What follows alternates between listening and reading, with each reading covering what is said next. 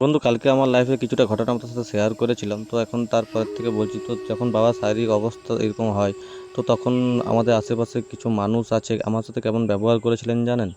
যেমন আমরা এই কুকুরের সাথে মানুষ এখন ব্যবহার করে, সেই রকম আমার সাথে কুকুরের মতো ব্যবহার করা হয়েছিল। তো সেই সব কিছু এখনও মনে আছে। ঠিক আছে, ভালো জিনিস তাদের সেই সময় মনে হয়েছিল যে এটা করা ঠিক, তাই তারা করেছিল। সেটা নিয়ে আমি এত এখন আর ভাবি না, বা সেগুলো ভেবেও কিছু হবে না। তো আমি একটা জিনিসই চাইবো, ভগবান না করুক এরকম কারো শারীরিক প্রবলেম যাতে না হয়।